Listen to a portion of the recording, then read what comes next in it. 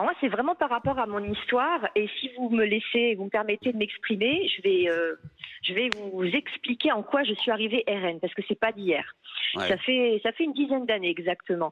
En tant que maman célibataire française qui travaillait en France, parce qu'il faut le préciser, je me suis retrouvée dans des situations rocambolesques. À un moment, j'ai choisi de me reconvertir, donc je touchais le chômage et évidemment à l'issue j'ai retravaillé du côté français. Bien Mmh. entendu, je gagnais à peine plus, mais c'était pas un souci, j'adore travailler.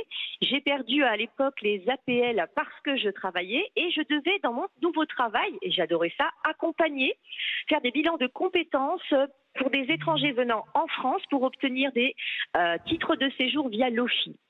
Mmh. Donc, à un moment, je me retrouve dans une situation où je dois leur donner tous les contacts pour avoir des aides sociales, ce qui me paraît absolument normal dans l'aide, puisque je suis une personne qui adore aider son prochain. Mais là, je me dis, moi, citoyenne française, j'arrive plus à avoir une aide parce que je viens travailler. J'ai compris déjà le problème dans le système français. Tout Mmh. est parti de là.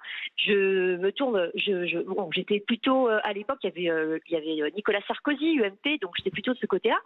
Et j'entends le RN. Je commence à entendre des choses qui m'interpellent.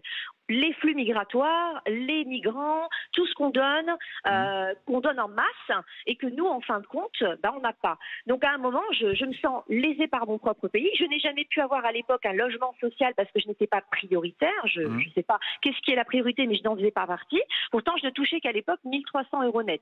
Alors, je me suis battue. Je me suis reconvertie, donc DRH, j'ai repris des études et je suis passée de l'autre côté de la frontière. J'ai la chance, à vrai dire, d'habiter en frontière luxembourgeoise.